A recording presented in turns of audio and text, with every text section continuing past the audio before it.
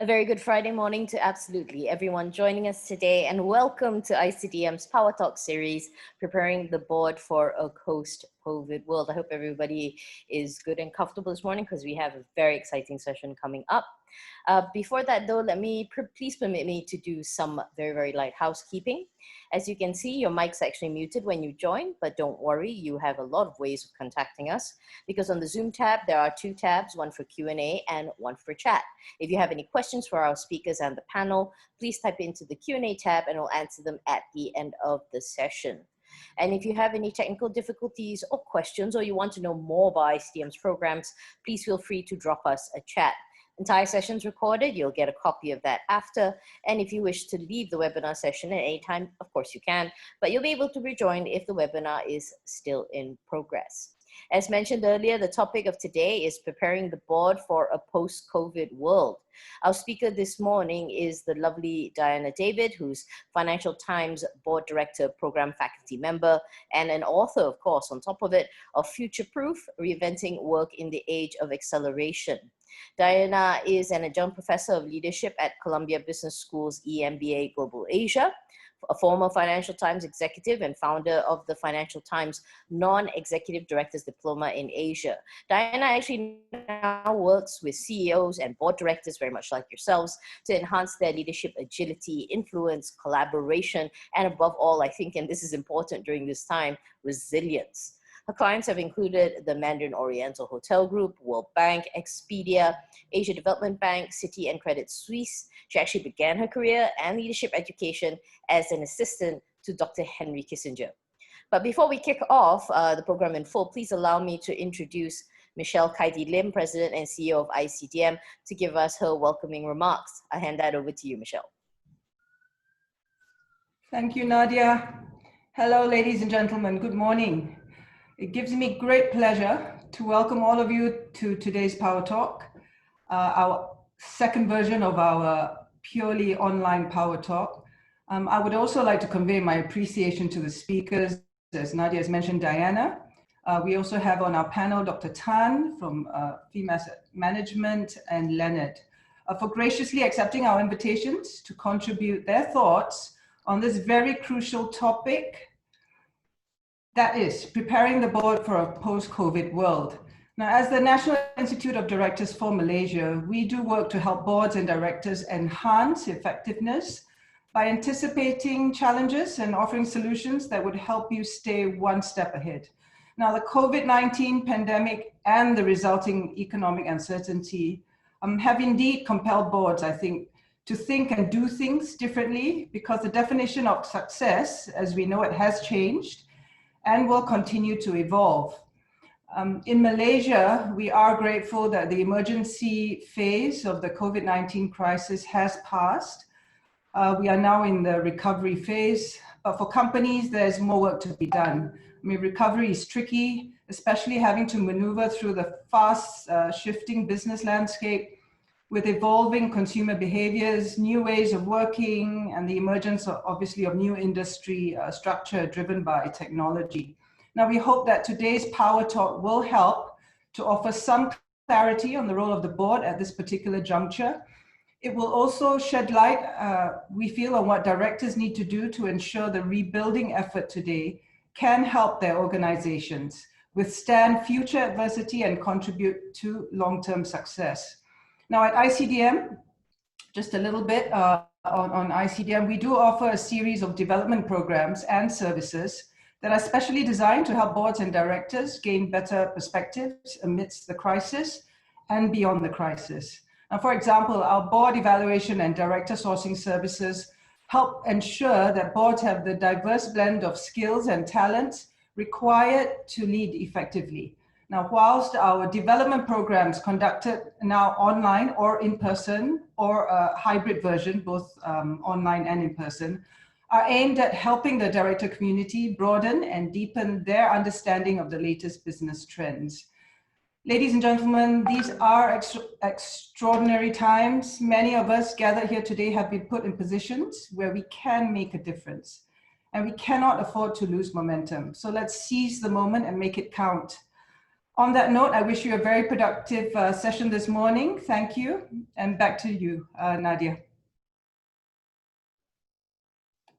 Thanks a lot, Michelle, for those very, well, stirring words, especially we need them on this particular Friday, as we all try and cope with what the future kind of looks like. Just with a little rundown before we start today, following our speaker's presentation, we'll have a panel dialogue, and then there'll be the Q&A, so save up your questions for that. I feel it bears repeating that today we are talking about preparing the board for a post-COVID world. As Michelle mentions, in Malaysia, we are in recovery mode, and that is the case in certain parts of the rest of the world, but not all. The truth is, as many of us hope to go back to normal, the normal I think we thought we knew or think we experienced doesn't exactly exist anymore. This pandemic has been so far-reaching that many businesses today, formerly focused on targets and KPIs, are just now mapping out survival strategies. And this pandemic separates the wheat from the chaff, and when the dust settles, the question is, what has boards and management taken away from it? Boards have always played an important role in governance, and now we're all facing the ultimate crunch time. It has brought into very sharp focus this role of the non-executive director and the capabilities and skills required to address critical issues, and the review on whether there is this need, this very real need to shift from constructive challenge to a more of a supportive role. But I think our speaker will shed a lot of light on that. Over to you, Diana. Hi, thank you, Nadia, and great to be here. I think it's interesting to hear what you have now in Malaysia. I'm coming to you from Hong Kong. I'll share my slides here. And we are in the third wave in Hong Kong. And so I think that it's an interesting place to start from, because I think that we may see this happen in different countries in different ways throughout, really, that you know, the recovery may not be sustainable, and we may have a lot of volatility going forward. So preparing the board for a post-COVID-19 world is something that, you know, marries my two passions, which is future-proofing and helping people manage disruption, with the board week work that we do with Financial Times for the board director workshops and the diploma, as well as the bespoke programs we do to help boards in terms of managing their own board. So I'm going to go over understanding the role of the boards during COVID, enhancing ability to prepare for Black-swan events, so both COVID and other things, overview of new workforce considerations, because I think that that's one of the big areas of disruption right now, and then the evolving role of non-executive directors and independent directors post the crisis.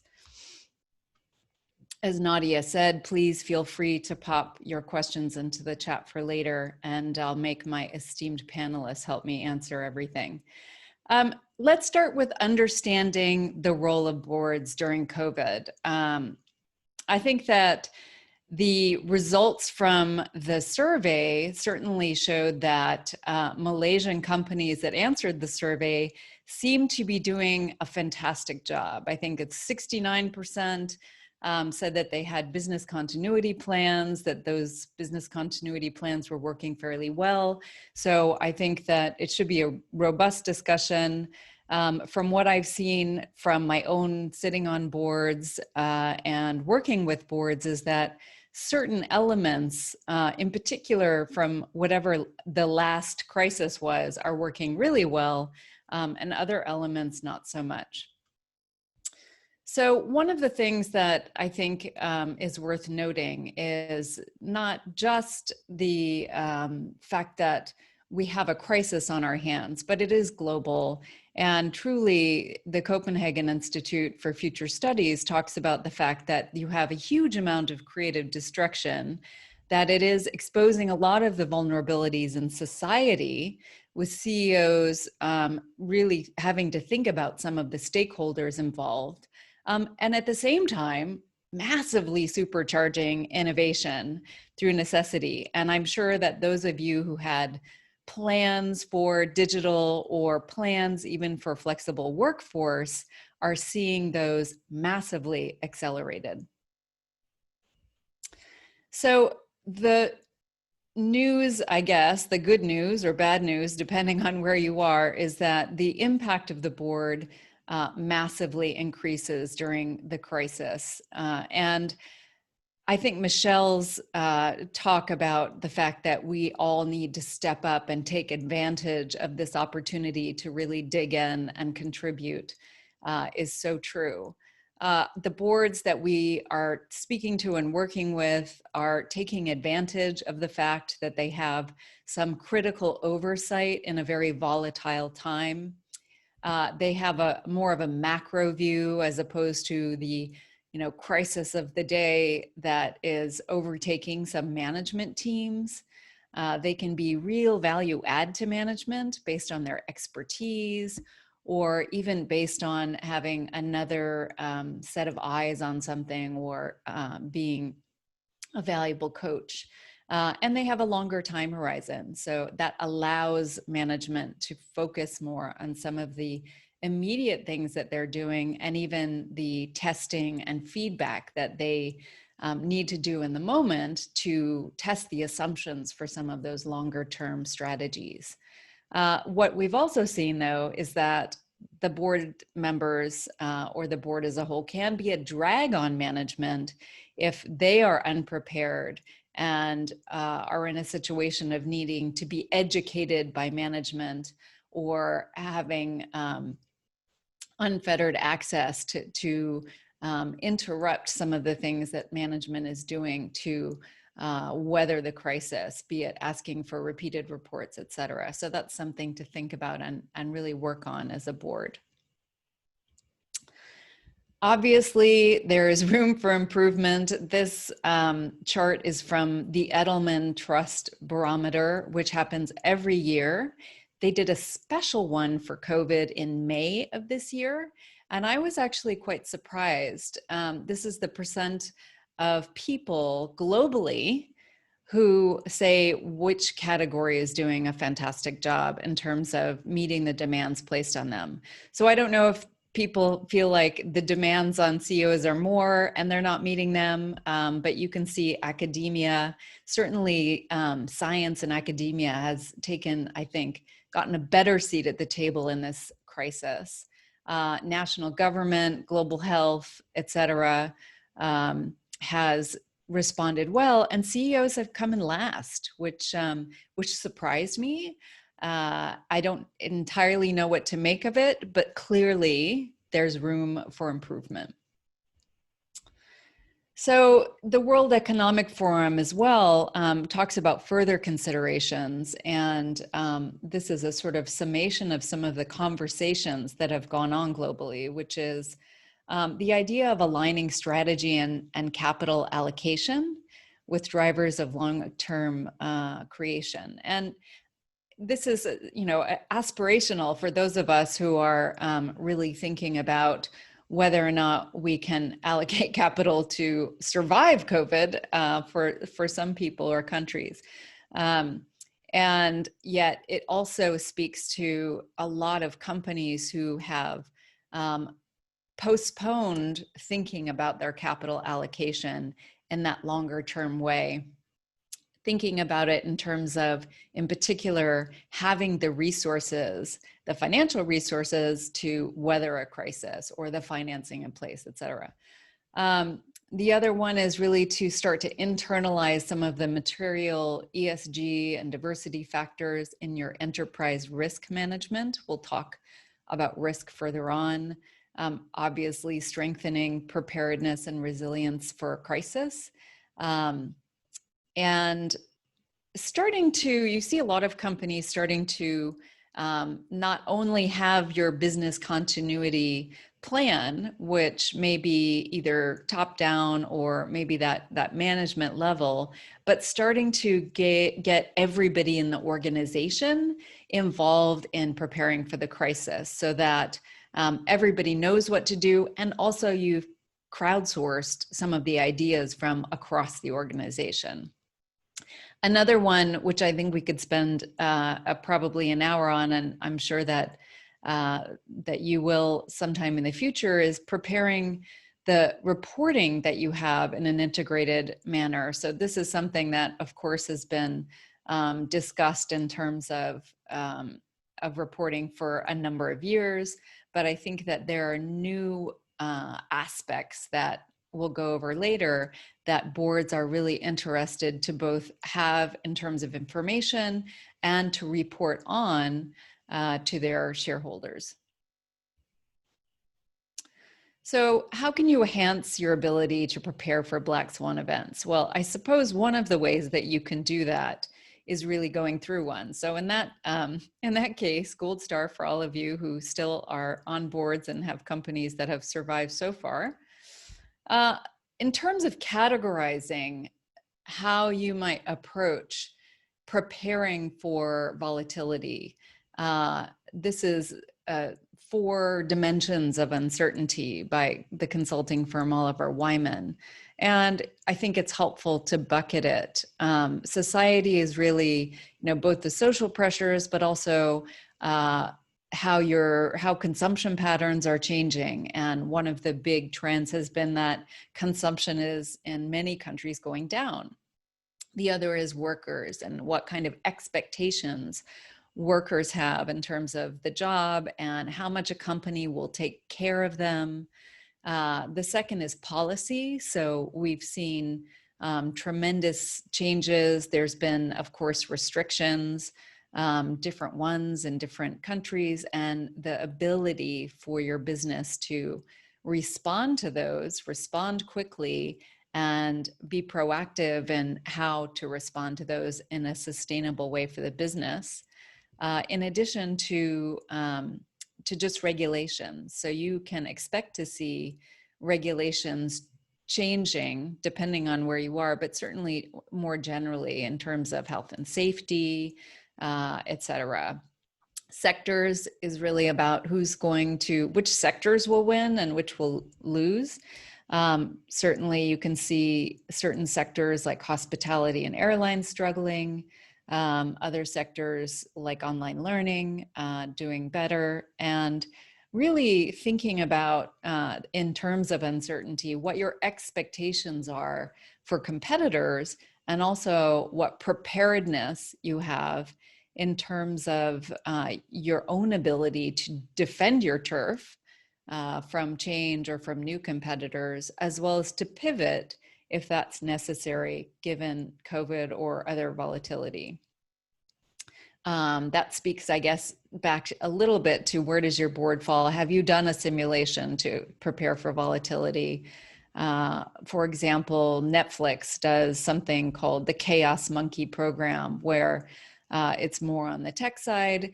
They go in and try to unleash the chaos monkeys to find all of the potential failures in their network that could possibly happen so that they can adapt. And that's an ongoing program they have. Finally, network. This is really about your suppliers, about your vendors, even about your consumers and how those things fit together.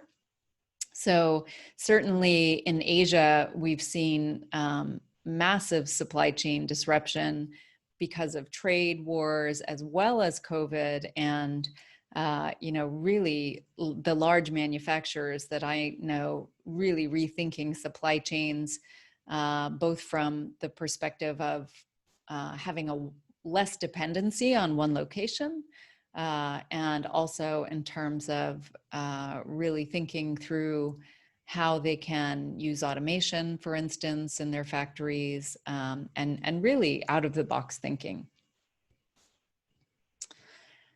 So this is in 2009. This is before we ever were thinking about COVID. And even then, 21% of boards were very satisfied with their organization's risk assurance and ability to adapt, right? So I don't know, maybe it's gone up because we've actually stress tested it. But I think that risk is something that really comes into perspective at a time like this. And many boards are really thinking about that. So one of the things that that boards as a whole, but non-executive directors, independent directors in particular, are doing in light of the increase in Black Swan events is to reevaluate their risk capabilities. And one of the things that they're doing, I mean, certainly there's the typical revisiting of a risk register, maybe updating, adding. The other thing is reviewing committee structures. So I'm not a specialist in Malaysia corporate governance per se, but a lot of risk is put under the audit committee. And at a time like this, and in general, the audit committee is one of the busiest committees in the board. And so a lot of boards are rethinking the committee structures to say, maybe we need a separate risk committee. The risks are no longer just financial. They include a lot of other things that we might need to pursue. The other one is board composition. So this is not necessarily just related to COVID, but the shakeup of this has made it clear that in terms of evaluating board composition, there are a lot less people on the board that have been able to, obviously tech is a huge one, to figure out how to go completely work from home and completely virtual. So that's something that I expect to see more turnover in boards, because with some people overboarding, when a crisis comes, it's very difficult for somebody who's on, 6, 7, 9 boards to really add value when all of their boards are in crisis. Secondly, ensuring insightful, flexible reporting at speed is tremendously important. And this is something that is including the speed, but certainly also the increase in different reporting aspects. So you have financial, of course, but then there are increased needs for supply chain and almost predictive capabilities in terms of what things are an issue. Data security is another that is increasingly something that the board really needs to understand and have extremely quick reporting on a sort of everyday basis. But then as Raymond Chen, who is chairman at the MTR, the Metro here, said, I find out about a train wreck in our company on Twitter faster than I can find out about any issues that are taking place via the company. So that kind of reporting has really changed. Talent is something that boards are increasingly involved in. And I saw that my friend Shai Ganu is going to do a session for you later in this month. Talent and culture and workforce planning has taken on a huge need. World Economic Forum has made one of their 2020 goals reskilling 1 billion people. And thankfully, there's a lot of AI beyond the predictive power of skills, et cetera. But some of this, even including external data, is a completely new level of information for the board. Long-term vision and long-term implications is something you are always tasked with.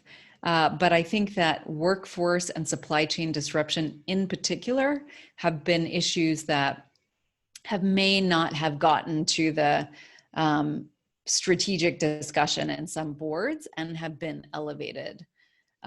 Finally, coaching management. It's something that some boards do. The chairman is often the challenging coach to the CEO.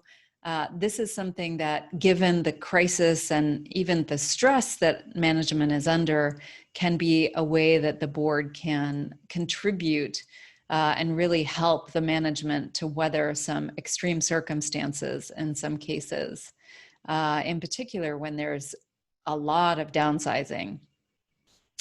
And finally, proactively developing a network of experiences and inputs and experts. So this is something that, of course, all of our independent directors do. It's, one of the values, but consider how you as a non-executive director could proactively develop your network so that at a time like COVID, you have people to call upon. It's not the first time that you're calling upon them. You have a sense of trust or validation or understanding of where they're coming from.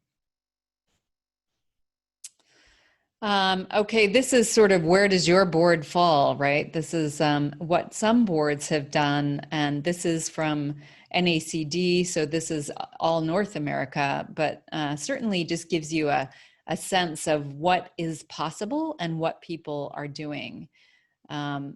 Certainly everybody has at a board level assessed the top threats that you could make in a crisis. I think that's pretty normal. But as you go down the list, it's fairly surprising, perhaps, that less than 70% have reviewed the business continuity plan, have dusted it off, as you might say, and only 40% have reviewed the effectiveness of crisis-specific response plans. As somebody who worked for Financial Times, we put a big emphasis on our crisis response plans, and at a management level would review them with the idea that any disruption was important. It was important to keep reporting the news. So all the way down to 8% who have actually done simulation exercises. So how to future-proof the organization. This is something that's a sort of amalgamation from Harvard Business School as well as my own Future-Proof Lab. And there's been a lot of talk about purpose. I don't know, perhaps purpose is cyclical. I have done whole talks on the evolution of governance, but in a crisis in particular, one of the great things about having values and purpose in the organization is giving people the morale, but also having ways to decentralize and speed up decision making. So if for instance, Amazon does this quite well, and one of their values of like 25 is frugality. So understanding for somebody who is, Jeff Bezos minus 10 in the rankings, in terms of how to make decisions, that is an easier decision to make. So things happen more quickly. Building in redundancy is something that I think is increasing in importance. So I grew up certainly graduating from business school almost 25 years ago from Six Sigma and super efficient manufacturing and operations, and going really from just in time to just in case. And so you'll see more of a balance between those as those people with razor thin margins for error got caught out during COVID. Choosing data wisely. I think this is important. Really, you have a lot of data. I feel like data FOMO, data fear of missing out, in a lot of companies who are thinking, okay, I need data. Everybody says I need data. In the same way that when I was a management consultant in the 90s, everybody needed a website. But really thinking about the long-term view and taking your data inputs wisely is important, and it's a good way to smart small and test often. Finally, avoid fatal risks. I think that it's a great time to take risks, but not the ones that will kill you. And right now in this time, understanding what doesn't work is absolutely as important as what does. So a lot of things that we wouldn't test but are now required to do, like work from home or certain flexibility or even collaborations with customers, they won't work. They'll be a disaster, but we have to do them. So if we can at least learn from those things to inform what we shouldn't do, that is incredibly important. So let's talk a little bit about workforce. I'm sure you guys have had these conversations in your own boardroom, but I think it's worth mentioning. And it's also something that I'm particularly interested in, so indulge me. I think that people are massively unprepared, boards and companies, to figure out how to take advantage of the current workforce disruption. So obviously long-term implications, and this is something you read in Financial Times and elsewhere, is of course real estate. Will we use our offices nearly as much? So the JP Morgan CEO has mentioned that will be the biggest implication, as 90% of the workforce shifts to work from home. Not all of them will come back. So if you think about an enterprise leasing 1 million square feet at US $50, that's a 12.5 million savings per year. Where does that money go? Is it, in salary? Is it dividends? Really thinking through what a company, what your company might look like in that case is really something to think about. And if it isn't going to be physical, how will collaboration happen? And what is the long-term financial benefit, and what are the long-term risks as well? This is the question, right, that everybody's thinking. Great, we can save 12.5 million by shutting our office and going to co-working or whatever it is, or working from home. Will there be a negative impact on productivity?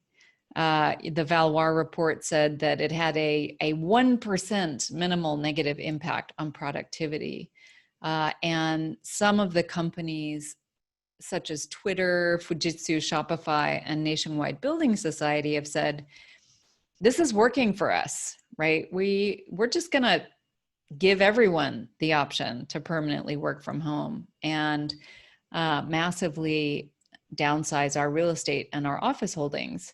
That said, I think if you look at a lot of the research out there, initial time is people are working about 4 more hours a day from home than they seem to prior to working from home. So I don't know if the negative impact in the short term, as everybody tries to show up and kind of make things work, and the novelty factor is still there, and you still feel in crisis mode, the sort of soldier adrenaline of having to make this work. I don't know how that will impact once the novelty and the reality sets in that working from home is completely different, and people start to get cut off from some of the energy they get from working with other people. Managing digital risks. So we often partner with a company called Praxonomy, which I know also partners with Tricor, Leonard Young's company. And they have seen a surge of cybersecurity incidences since COVID because we are remote working. And if you're on with your personal email or on your phone, et cetera, a lot of IT departments are not really ready for that. So some of the common attack methods that we've seen increase are phishing and social engineering, malware, denial of service attacks, and really some of the things that were always a threat. And I'm sure at your board are sort of lists of things you should be aware of, but those things have increased as you don't have as much control over where and when and over what network, and even using VPN, you don't have as much control over the system.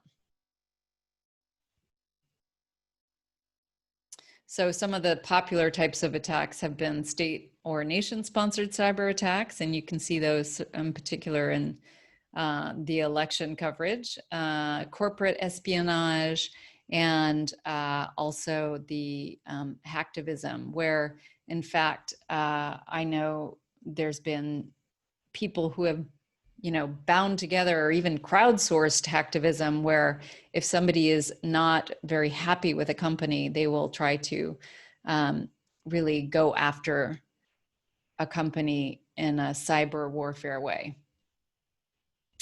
So here are some ideas. And in fact, I guess one of my anecdotes is we went on the American Chamber board immediately to Zoom. And that seemed like a very easy transition, but it was much harder to actually get all of the paperwork and the processes and the security right once we had stopped congratulating ourselves just for being able to get on Zoom virtually.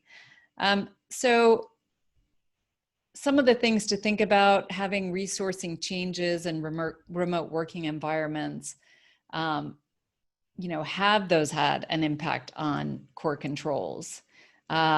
Really diving into internal audits perspective of the capability of IT and how to cope with this new operating environment. It's something that you've maybe asked before, but I think that we're in a completely new landscape. And finally, using the right platforms for desired outcomes and deliverables is something that has changed for many companies. Of course, the board itself is trying to adapt, as I mentioned. Having a secure platform for collaboration is certainly important. A board portal can be an option, and otherwise, I think that just having encrypted services for board communications, being able to really think about whether or not people are using their Gmails, or even ensuring board members have a company email, and practice good digital hygiene, because this can be an extraordinary risk that people aren't thinking about. They're thinking about employees, but not always thinking about the fact that the board is also a potential way into a company. So what about your role and the role of your directors, independent directors post-crisis? This also has really been evolving. And one of our partners we work with, Heidrick & Struggles, which is a recruiting firm, we had a chat with them to see what they were seeing. And certainly, as always, the boards are a guidance in crisis situations, as stewards of governance, as stewards of values, and they can kind of afford to be because they are one step away. But the need and the real opportunity is to focus on how the recovery will happen and to ensure that management has a timeline and decisive actions and some flexibility and adaptability for those. Because there can be a tendency to focus so much on what we're doing in this moment that boards can be the prompter of thinking about, okay, what's next and how will we manage it? In this moment, response to situations which are putting the company's survival at stake is really key. So identifying those material concerns that will really lead down a path of no return is a key focus for non-executive directors. They really can be the ones to brainstorm and think about that from a very outside perspective. And this will be a test in terms of resilience, resourcefulness, practicality for both the management team and the board. And I think that some people will rise to the challenge, and some people will say, wow, this is not what I signed up for. In particular, people who feel like the boards are a cushy position, they will have their comeuppance in this moment. So this is a couple of things that you can take away and think about in terms of what oversight you are including. I mentioned reporting on financials, so certainly capital management has been huge. You can't get away from cash flow management at a time like this. It's so important. But then also thinking about cybersecurity, management of your assets, critical maintenance of assets, especially in a time like this when sometimes the human maintenance is not possible all the time, depending on what regulations are in place. The people management, so really thinking about dependencies and what kind of succession planning there is. You know, it's the team A, team B, or whatever we're doing to make sure that we can go back in staged ways, but then on a longer term basis, following up on the things that may happen in another crisis that will allow you to be better prepared. I think that clarity of roles and documentation has been huge for people who show up at work every day and get their sort of flow of activities from that, from being there. Having documentation in a company for people so that if they can't access the office, they still know what to do, and a place where they can continue to get that kind of information has been really key for company survival. And then of course, things like that Leonard can speak to more, payroll, data controls, et cetera, on a virtual basis has been incredibly important. You know, if you are cutting checks in the office and mailing them, and people are not in the office, and you know, those are issues that can become dire for people. And then of course, process. This has been a massive interruption for the process of supply chains, financial controls. If your clients are getting mailed checks, for instance, or you are, that's been a real issue with some companies that have not migrated to the cloud. So here are just some rethinking of processes to inform the board and things that you can think of for your own board. One is regular audits or assessments. So that's sort of halfway down that where does your board fall? That is something that would be due now, I think, as you in Malaysia go into recovery mode. Reporting to senior management and the audit committee in terms of those, they're asking if there are benchmarks and checks on progress as crisis management and mitigation continue. And when can management of the board ease off some of these? So you have a lot more reporting right now, but what is the transition that you'll have? And finally, what ongoing changes in a company will the board want to keep? These are all things to consider. How to be a more efficient board member yourself. Ensuring communications is handled smoothly internally and externally during this time, both within the company and with stakeholders, can be incredibly important. It's something that management may be so internally focused on that they may not be thinking about. Asking about how the company is serving customers and whether the company has made a positive impact during COVID. As you saw from the Edelman Trust Barometer, CEOs are coming last in terms of reacting to this in a way that the survey respondents feel is meeting the demands on a company or CEO. And finally, considering executive committees and their role in reducing discussions taking place in the boardroom. What I mean by that is that in many boards who have found a good balance, there's a strong executive committee that is filtering some of the massive amounts of information and allowing it to be a filter to escalate to boards that are now meeting far more often and need to make some more strategic decisions. So that's been something that you can consider as a board member in terms of how to help. So that's a thank you. I just want to mention Chris Moon, who's invited me to present to you. This is our Financial Times Non-Executive Director Diploma, and it's a 6-month postgraduate master's qualification. So we would love to have you, and we talk a lot about board behavior. I launched this in Asia 7 or 8 years ago, and we have had hundreds of people go through and really created a community of board directors across Asia that can help each other out and really do a fantastic job. So thank you very much, and I look forward to the panel.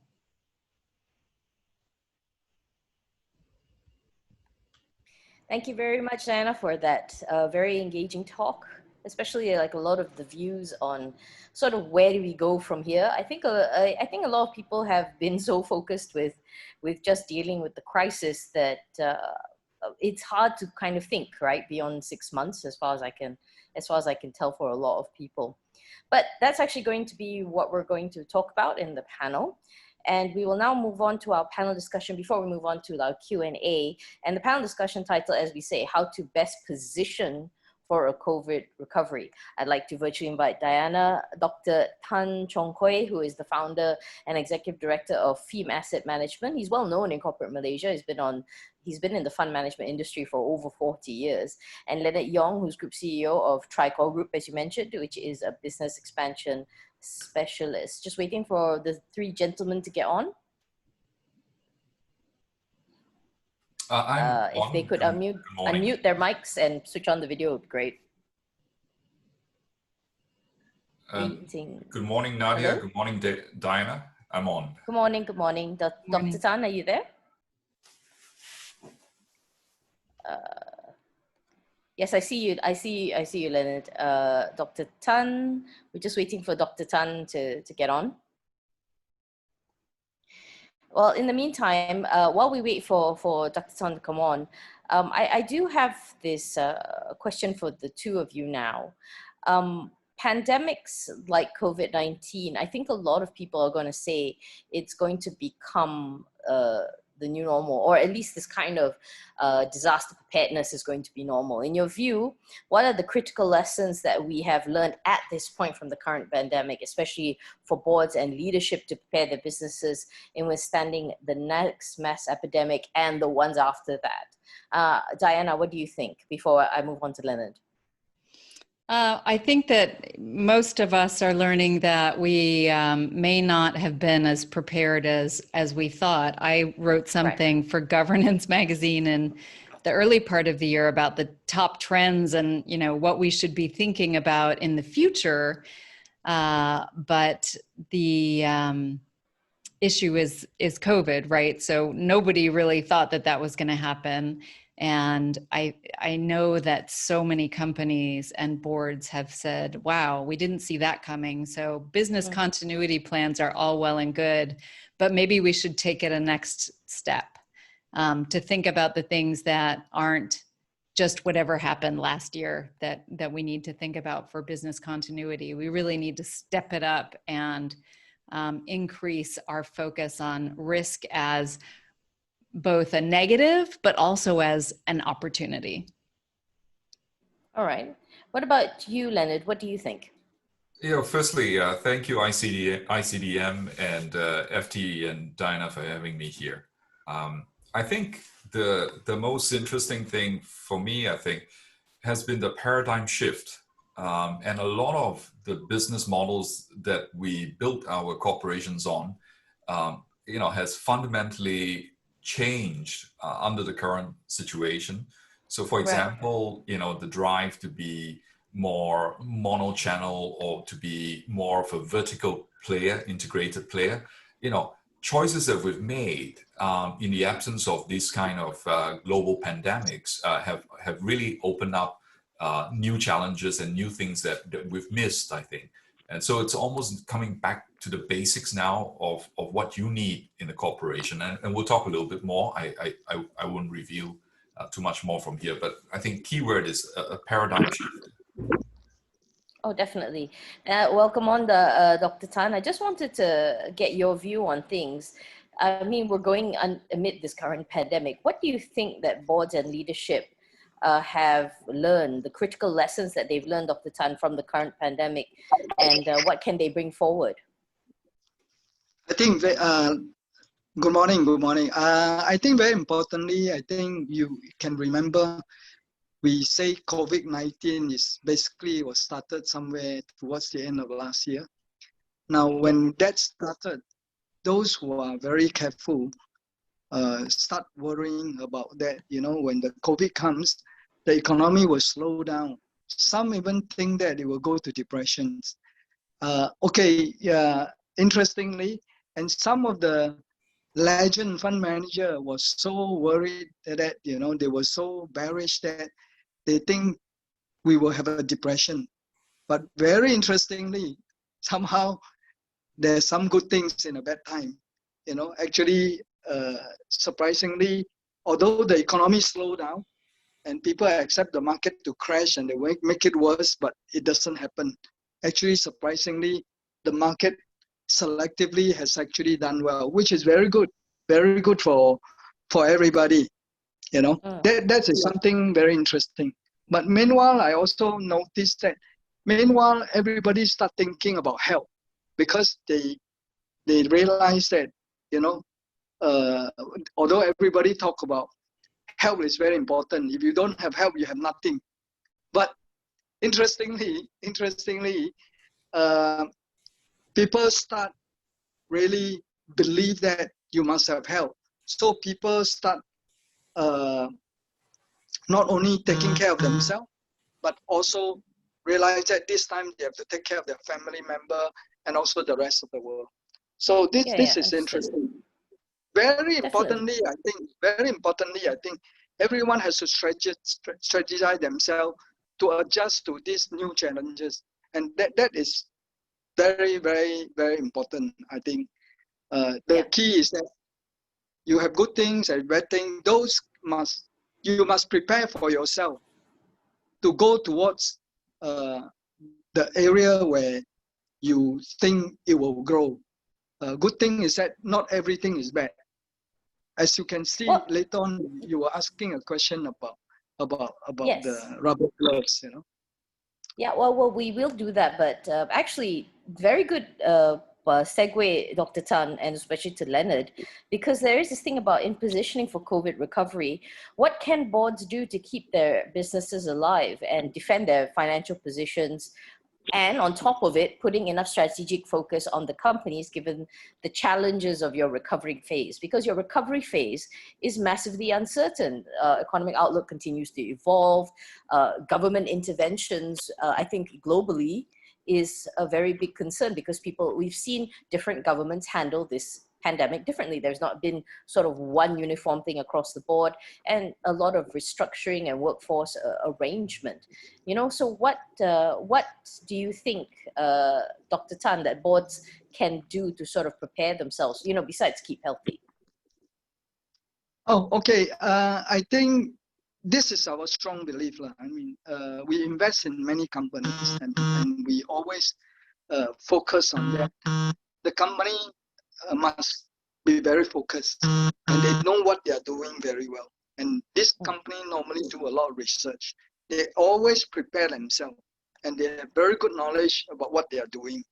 Now, as you can see, this round, there are also many companies doing well because they already prepare for this COVID coming, you know. So rubber glove is one of them. We will talk about it later on, maybe. You look at it. So you also have to look at what the world wants you to do, not what you want to do. What the world wants you.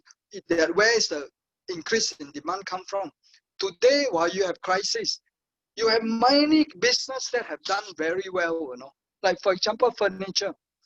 You see, this furniture company that we look at, the share has dropped a lot. People get panicked. They sell it to the lowest price, and we realize that this is a very good company. They manage their company well. They have strong cash flow. Strong cash flow is very important. And yes, certainly, I do think so. When you have pandemic in USA, the big giant ask their staff to work at home.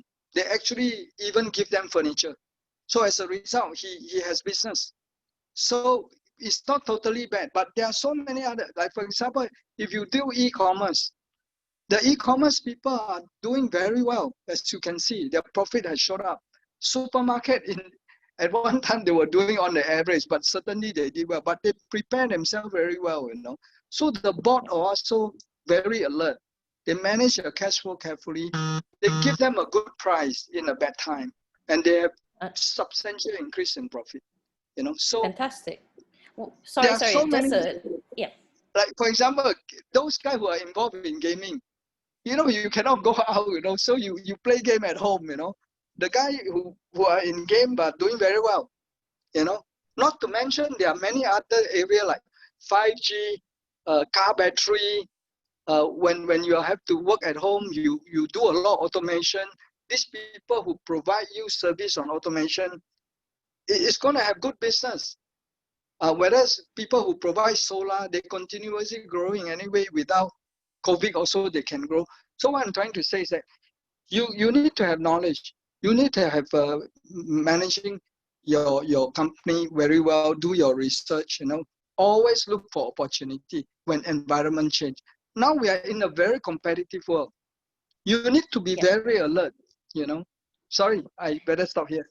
No, it's okay. It's okay. Moving, what do you call But it? But the ultimate takeaway is that you need to start looking for strategies and opportunities. Do you agree with that, Leonard? Especially for boards. Well, absolutely.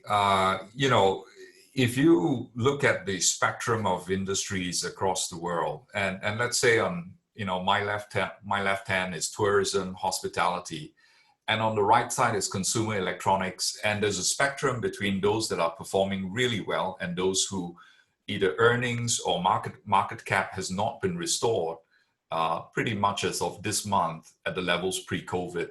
So I think from an investor perspective, there are opportunities there. From a business perspective as well, depending on which spectrum you sit in, there are, you know, investable opportunities. And on this side here, great companies, as Dr. Tan articulated, whether it be in the networking, communications, technology, you know, a myriad of different industries that are doing really well. However, I think before, you know, corporations can be in a position to take advantage of it, you've got to be able to navigate your own firm, your own corporation out of this mess. And I think for that, board members really need to have the mindset, the skill set, and the self awareness of where their corporations are. And I think there's a simple formula to answer some of those questions. But I think, yeah, before you can take advantage of the new normal, you've got to ensure, you've got a business and cash flow is still coming in. Otherwise, there's no rights issue that no one's going to buy into your stock, and no bank is going to invest in you. Definitely. And this is to Diana. You know, evidently it is in the planning of recovery where non-exec directors' engagement and tension have the potential to benefit the company. So how do you see this kind of unique combination of skill sets, experience, and resources of a lot of the directors contributing and supporting this very important phase? Because we're talking about from the oversights of the networks, the supply chains, regulations, it's a massive puzzle. You know, even like tax arrangements, the changing customer demands and stakeholder reactions. Where does the role of the non-executive director come in? Well, I think that from the perspective of an all hands on deck in a crisis, that, you know, to a certain extent, it'll depend on which company and what their priorities are in terms of what they're facing, both in the crisis and in the recovery. And frankly, I think that the non-executive directors just have the brain space to really consider questions like this. You know, as to what kind of recovery, what kind of, some of the questions that were in the Q&A were, you know, what are the long-term implications of the decisions we make, and what are our competitors doing, and what are some of the bigger trends in taxes or other things. They can be thinking about asking those questions, asking good questions to provoke management to thinking beyond the immediate emergency and the narrow focus of getting through.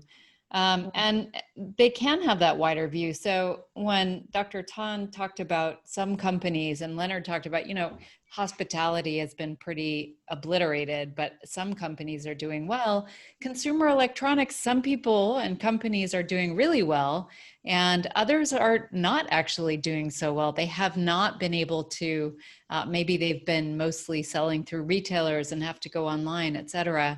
So as a board member, being able to have that peripheral view of, wow, what's going on? What are some really interesting trends that may affect us that we can take advantage of and test and prioritize for recovery, I think is really helpful. I do agree with that. When we had the strictest of the movement control orders, I was very surprised to see two, unnamed electronics companies. One of them, which was local, was very nimble. They allowed you to deliver during that time. So a lot of people got their stuff to them. And I was surprised to see another bigger company just not deliver at all. And they were okay taking 2 months, give or take, of no sales. So definitely one was more nimble than the other. But talking about companies that benefit, and I think a lot of our listeners wished they got this early on. So there are names like Top Glove, there's names like Kosan, Rubbermax, Supermax, they're the billion-dollar companies now, right? To come to mind, like companies that have benefited from the outbreak, what are the other sectors, in your opinion, that have done well, and the strategies that they have adopted in navigating the economic impact of this crisis? To you first, Leonard, before we go on to Dr. Tan. Yeah, look, I think in the sectors that have benefited are primarily the sectors that, coming out of the COVID-19 had a resilient cash flow. I think that's one of the prerequisites. And then that led them to be able to invest and build up their firm. So I would say that in the space of retail as well, in particular, I think if you see a lot of the online, and you might have Lazada in Malaysia, and we've got Taobao and AliExpress and so on up here, those have done particularly well.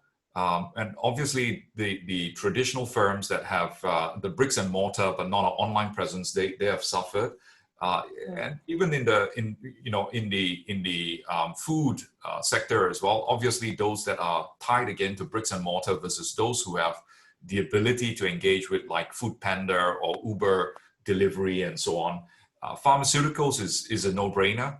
I think that there's been a massive uplift there in that sector. Healthcare, in Malaysia, your Top Glove, but a lot of PPE makers all around the world as well. So I think there's been a substantial gains in those sectors there. But, let's not forget as well that the world still operates. You still need some of your traditional sectors in business services, your insurance, your oil and gas, and so on. So we're not exactly, 100% solar powered planet. So I think at some point in time, there will be a consolidation in those industries, and the weaker players will fold up and find a different mission for their organization. The thing is, I think in this current age and time, the inevitable truth is some sectors will recover faster than others. But do you think this pandemic would have wiped out any particular subsector of the economy? Like how certain, like VCR makers or that kind of thing. Will anything sort of not be something we need going forward? We mentioned real estate, right? But do you think there's any sort of sector that will not just come out of this at all? Look, I think there are obviously some sectors that have the implications of COVID-19 literally straight through processing. And you looked at the tourism and hospitality. No one's flying, and here in Hong Kong and in Singapore and so on, airlines capacity have pretty much come down to less than 0.5%. So it's a drop of over 99% year on year. So if you're in that space, you obviously have had straight through processing. You're seeing the worst impacts of COVID-19. You've been unable to open, not because of your own choice, but because of government regulations and so on. The difficulty we have, and if I reflect on my own example in my firm, and speaking as a practitioner, we've had the need to navigate about 12 BCP plans. And we've had to put almost 92% of my staff from work from home at the peak of COVID-19. And that is inherently a very difficult exercise because, as you know, managing it from the center, having one size fits all is very different. The governments of Malaysia and Singapore and Hong Kong and China and US all have different guidelines as to what you can do. So I think the firms that will make it out of this would have had gone into COVID-19 preparations in a very, very early stage. For us here in Tricor, I recall, you know, I picked up my phone and called my chief operating officer on the 26th of January, on the second day of Chinese New Year. And bear in mind, she's a mainland Chinese, so she was deep in celebration of CNY. But we literally, on the third day of Chinese New Year, we had our first call on BCP. And we had 12 offices in China, which we've had to protect. So I think it really depends. And for board members here, you know, one of the challenges I've seen is the lack of imagination of how bad things can get. That has been one of the impediments of actually dealing with the issue. Then the second is really a limited understanding of board members on how does your corporation actually work. And I think in the months of February and March, as companies face a single point of failure, which is the inability to generate cash flow. You know, companies don't fail because they have no profits. Companies fail because they cannot pay their debts when it's due. That's by definition bankruptcy. So, you know, the importance of directors to really understand, because directors are ultimately responsible for the good governance, but also to ensure that corporations are not trading in a state of insolvency. So board members fundamentally now really have to understand the mechanics 101 of the businesses. I put the question to Dr. Tan, who's whether or not, aside from like rubber gloves and everything, what other sectors do you think, Dr. Tan, in your opinion, have also done well? I mean, we did see pharmaceuticals, we did see that. Do you have any other sectors, and you mentioned furniture, is there any other sector you think did well from the crisis or during the crisis? Dr. Tan, you need to unmute. Okay, that's right. Sorry, I didn't unmute. I'm an optimist. I think there are many opportunities, but unfortunately, because of COVID, we have to accept that this year it will slow down. Even those who can grow, but they will still slow down a bit. But looking forward, I think, including IMF, they were all projecting a much better economy next year. And I believe that, and hopefully that COVID problem will be lessened, you know. So there are many. I mean, you look at gaming, you know, temporarily at the moment, actually gaming are very hot.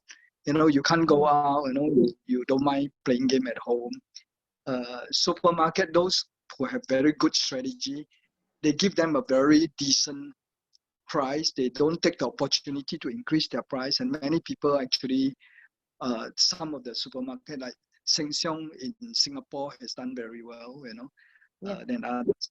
E-commerce definitely, you know, people don't go out to shop and they can't go out, they at home, they buy, you know, through the internet. E-learning also same thing, you know, you are so worried about your kids, you know, so you will arrange to let your kid go to school. 5G is coming up because, you know, you would like to have a better phone, you know, like car battery, solar, they will continue to grow. Pharmaceutical, definitely, you know, they will be coming up. So those involved in automation are also very good because you now have to work at home, and your many companies want to improve their system and so forth. Data center, semiconductor, face recognition, even security, even those that are involved in security are also should be having better business and the economic pickup. Digitizations, you know, I mean, furniture is actually quite strange. You know, even rubber glove, you know, rubber glove, the demand surge up so much that they say they can charge 3 or 4 times Sorry, Dr. Tan, you need to move closer to your mic. You dropped out. So there may be many others. Unfortunately, I think I should also say this. Those are involved in airline, the cruise, casino, theme park, and hotels. Dr. Tan, you need to move closer to your mic. I think you've cut off your connection a little bit. That will be all good, you know. I'm not so pessimistic, but as a fund manager, you must be careful. The market goes up a lot. It's the price that's important. Not that because the guy grow, then you buy. If the price is just too high, you can have problems, you know. These are separate subjects. Sometimes stock market don't go with the economy at some point of time. Sorry, I think I should stop here. No worries, Dr. Tan. You Okay. just cut out a little bit in it. I mean, the wonders of technology, right? As the case will be. Yeah, exactly. Hello? The wonders of technology. We seem to cut in and out. Before we quickly sort of move on, because we've got a lot of questions for the Q&A, Diana, just sort of like very quickly, what advice do you have for non-executive directors at this time in general?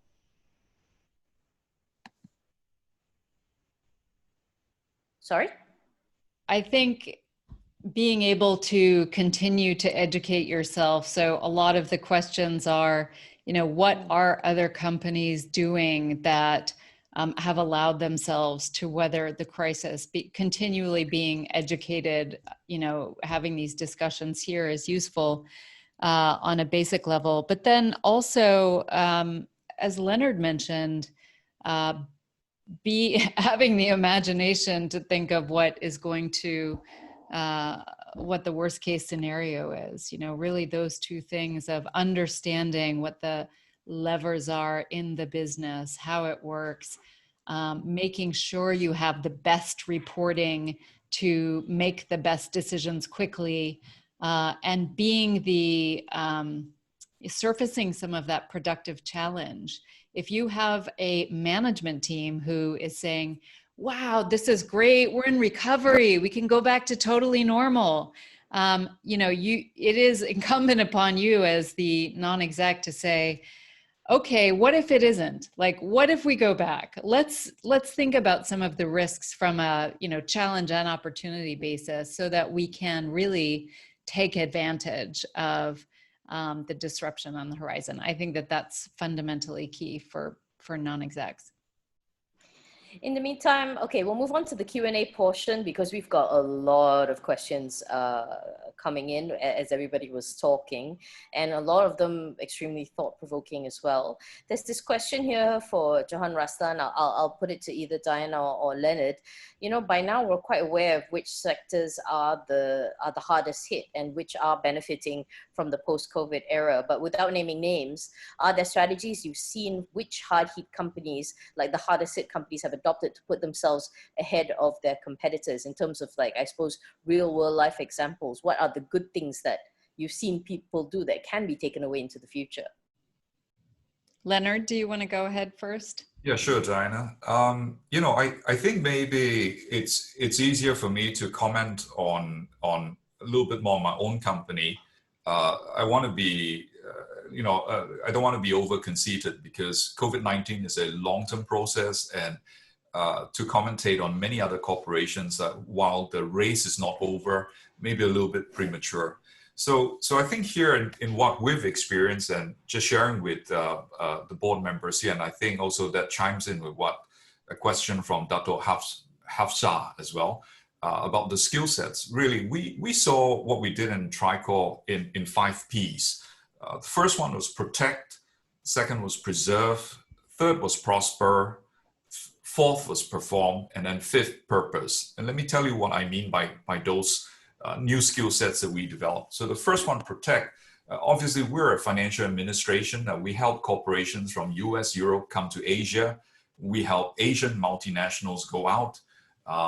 Some of our clients, we include DBS Bank, clients like Air Asia, we got Tesla, you know, names like that.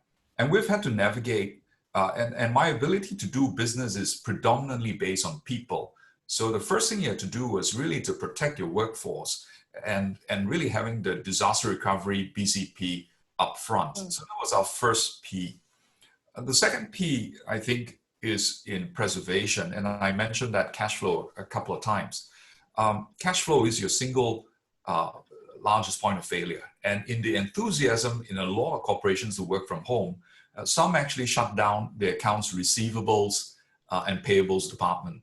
In particular, your receivables department, which often is not even a feature at the board level, was really your single entry point for all cash flows. And without cash, you can't afford to pay and fund your business. So there was, I think, observations from us and in our clients that the clients that did really well really concentrated on the source of their cash.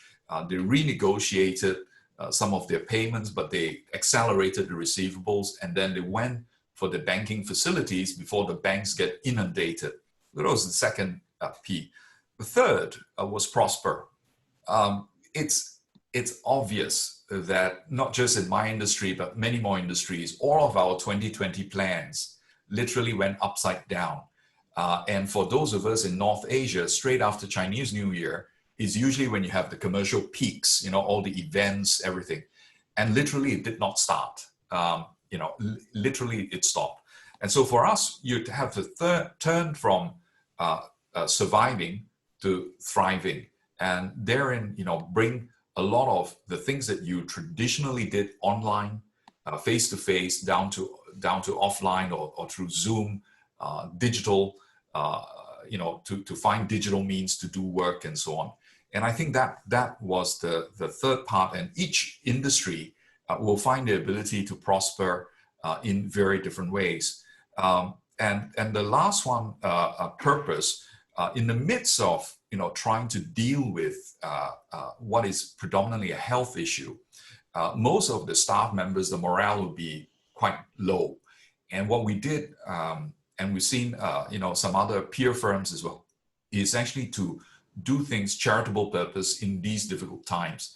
We had the opportunity to source as Tricor for the Caribbean. One of the jurisdictions in the Caribbean had no PPE. And so we sourced over 10,000 N95 masks from Asia and then had it sent to the Caribbeans. And that was for the health authority there. I mean, if you're United States, if you're China, if you're Singapore, if you're Malaysia, you're big enough to be able to get, and maybe fortunate enough that you may have manufacturers in your own country. But these Caribbean countries and in the islands really had no option. So by doing that, it actually created a sense of purpose for the team members. And that actually helped to lift some of the morale. And it's often when you do something and you realize that there are people who are in more difficult circumstances than you, that you begin to appreciate yourself. So at our board, at our corporation, we spent, I would say, a good 4 or 5 months really focusing on those 5 Ps. And by doing so, I think it helped set us apart. We still today have, opportunity to still experience revenue growth year on year.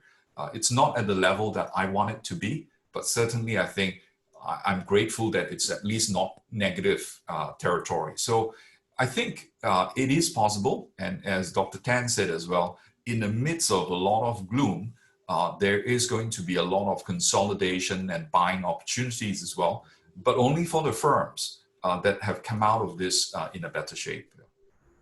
Understood. Anything to add, Diana, to that? I'm sorry, I think we're having a bit of tech issues maybe. But in the meantime, oh yeah, I think we had a little bit of tech issues. So Leonard, you're just, you're not off the hook. I have this question that I find very, very interesting.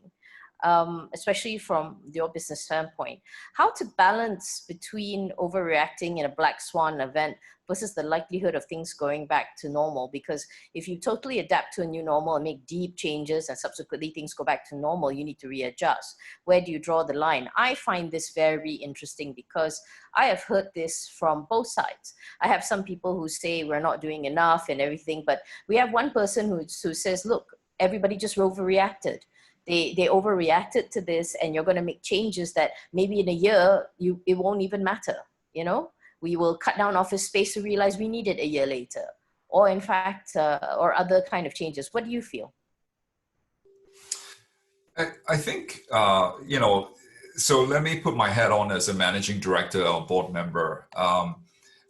Usually management are optimists, and if management is too optimistic, then it's incumbent on board members to be a little bit more the devil's advocate here. Clearly, I think in the first couple of months of COVID-19, paranoia was a very good skill set to have. And in a worst case scenario, all you would be doing is conserving cash, protecting your staff, right? So that's not a bad thing at all. But if you took a very optimistic view in the first couple of months, you may not have been prepared. And you can see globally the countries that have taken, let me say, a little bit too relaxed attitude versus, say, countries that adopted a very stringent approach to COVID-19, namely even Malaysia, have come out of it much better than many other nations. And there are lots of graphs that will show you the infection rates and so on and so forth. So I'm not of the camp of being a little bit paranoid during these times is not a bad thing. But of course, as you navigate out of it, your question is that how do you reset and how do you define the new norm? So the way I think about it is like that. If you want to start jogging or running, if you do it for like a week, it will never be a habit. But if you do it for straight 3 months, every 2 days, you go out, you put on your sneakers and you run. After 3 months, your body will adapt that you are unable to function without going for a run. So what we have here, if you parallel that, staff members in my organization have been adapted to a work from home situation. So what we're doing now is because it's over 3 months, it now goes from, it has become a habit. And I have been, during the peak of COVID-19, I forced myself for 2 straight weeks. This was around the month of April when Malaysia was in lockdown as well. I forced myself to be 2 straight weeks working from home, because then that allowed me to adapt to be able to manage a multinational corporation offline face-to-face, but on digital basis. So by doing so, I think you will find that the new normal, corporations will not require the kind of space that we typically used to enjoy. Here in our firm, I'm asking all my CEOs to now move to, on a global aggregate basis, post-COVID, at least a 20% reduction of employees in the office. So each of my jurisdictions will be different, but I'm asking that. So where you can set that new baseline is really to take advantage of the new normal, where it enables your company to be even more resilient or to be more prosperous. But one has to balance it that it is the paranoia. It's more around protecting, and it's not paranoia on the prospering, if you know what I mean. Yeah, I do. I definitely do get that. So as everything, it is a balancing act for sure. I just want to see if Dr. Tan is on, because I'd like to get his views. But Dr. Tan, are you there? Yes, I'm here. Yes, I just want to know, do you think that the question says that whether we overreacted or underreact is good to this pandemic, or people just reacted correctly? Well, this is a very interesting question. Human beings are all the same. Some people are very mentally very strong. Some of them are very weak. Some of them already got into depressions, and also have even home affair problem, staying at home together. I think most important is that if everyone enhance your immunity system, eat normally, exercise, and try not to go out and keep social distancing. As you can see, like what Leonard was saying just now, some people, they have no problem, you can take a look at, like in Penang, they have very, very few cases, and they take it so seriously. And for those who are not taking it seriously, it's got problems. So So when you don't have problem, you tend to say somebody else is overreacting.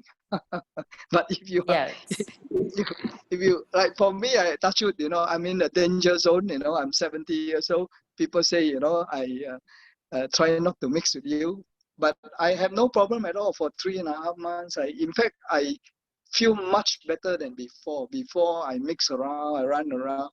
I just still remember before Christmas last year, I was coughing very yeah, badly, Then luckily before Chinese New Year, I recovered. So actually, it's a very interesting question, But I yeah, think for sure. to For keep sure. everybody, I think we all should do our part now. We should do our part so that you don't spread to other people. This time it's different than many other times that when you are not Mhm. okay, you are people don't feel that you will spread to other people. Today is different. You cough a little bit, Definitely. people. Oh, so I Definitely, I hope I think we all answered. have to be conscious of each other for sure. Yeah. Sorry to cut you off, Dr. Sam. We're just running a little bit short of time, and we have a couple more questions to answer. And we've got Diana back as well. It's nice to see you. The thing about doing this remotely, right? We've got a couple of questions here from Richard, and I think Leonard or Diana would be good for them. It is not the role of the independent non-exec director very much on oversight, while management is expected to do. The non-exec director is very much for oversight. Management is expected to do driving of corporation in the first place. So he's asking that. Isn't the non-exec director just supposed to oversee rather than drive the train? I think Diana will answer this. Yeah, absolutely. I think that is one of the key aspects that we've been discussing, that idea that while the management team is driving a train that is very much at high speed over rocky terrain, the non-executive director's opportunity is to both have an oversight, but also maybe a longer term Okay. time Longer horizon. But I also think that in a crisis, you can't be just one to say, sorry, this is my job. That's not my job. I think that really it is important for the board to be the board, but for you to be flexible in terms of what's needed. All hands on deck, right? As the case may be. We've got time for a couple more questions. There's this interesting one that I think about. We're talking about how big corporations deal with the resources of COVID-19. We're talking about cash flow, right? Cash flow is your lifeline, but the SMEs are not as good on it. But the fact of the matter is it's an ecosystem. So if SMEs collapse, it will affect the big corporations as well. Do you think it's a good idea for big corporations to help out SMEs, or is it every man for himself at this point? Nadia, your question Yes. is to... Either both of you. I mean, whoever feels they can sort of answer. But Leonard, what do you think? Yeah, it's a little bit a scene from your airlines when you sit on the plane and the steward or the stewardess says, before you put on a mask on your infant, please put on one for yourself. And the reason for that is very simple. When there's asphyxiation up in high altitude, the mom or dad is likely to pass out before they can put the thing on the infant. So in this analogy, I think, the major corporations and the minor ones, I think it's less of a major or minor or small, but it's more the strong versus the weak. It is true that at the end of the day, if you have a significant decline of 20 or 30% of GDP, it is not good even for the large corporations that are prospering, because ultimately you need the humans and the people ecosystem to drive the economy. So I think it's very short-termism if you think you can prosper by seeing significant deterioration across the general economy. So what we've been doing is actually been focusing a lot of our resources addressing the mid-corps that we serve, assisting them with areas like cash flows and so on. But I want to go back to your earlier question about the role of a board member.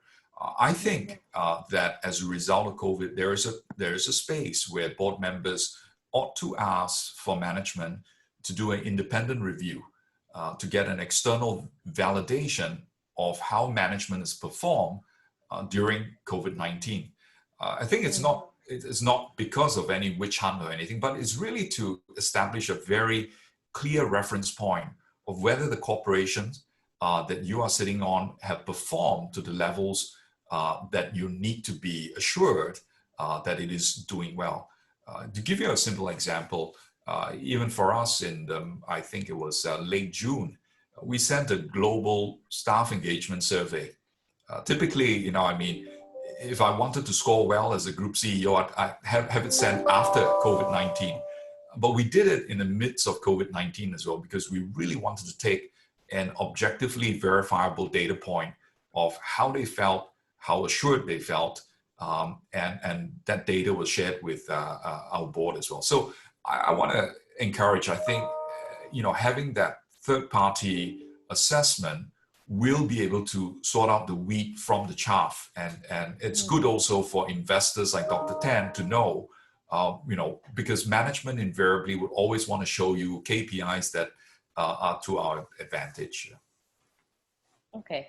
All right, we have one last question, and I think I want to put this to Diana, because we were talking a lot about work from home, right? And Nora Tahir here has a point. She says, whatever work model we opt to follow, the board should be concerned about restoring the pre-COVID productivity level in the new normal, and that should be given higher priority. The board have to play their role in getting suitable strategy in place, focus more on the future, and lead the management team. Do you agree with this, or is this whole thing about the workplace culture part of it? Because you cannot get to point B if you are not sure about point A. What do you feel, Diana? Oh, sorry, we've lost Diana. We seem to have lost Diana, or with that, and I'm truly sorry. I mean, this is what happens with with the virtual things. Do you have any view on that, Leonard, about sort of not focusing on the work from the model of how we're working from home and just focus on like the results after, or is it a process that cannot be rushed? Well, in order to survive right now, there are still jurisdictions where you can't go to work, right? And so therefore work from home is now a new norm. But I think for board members to understand, it's actually more complex, because it's not just asking an employee to take the laptop and work from home. You need to be able to have your data on the cloud or some shape or form. You need to have fundamental layers of security put in place. And then your staff members actually have got to have the space and equipment. So give you one practical example. Here in Hong Kong, space is a premium, and many people live in very small homes. So there's a need to really understand the mechanics of work from home. And then on top of that, there's things such as employee compensation, because they're spending a lot more money on networking, and in places like Malaysia, Singapore, Hong Kong, air conditioning costs as well. Yeah, it's gone up. For sure.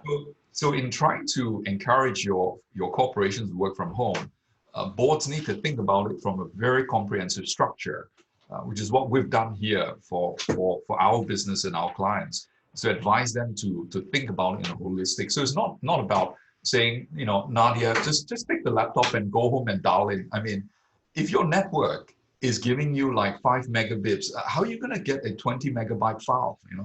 So there are some practical things there. But certainly, I think moving forward is the way to go, and that is important. We had a situation where one of our officers had a COVID situation, and we were able to take out Team A and put in Team B.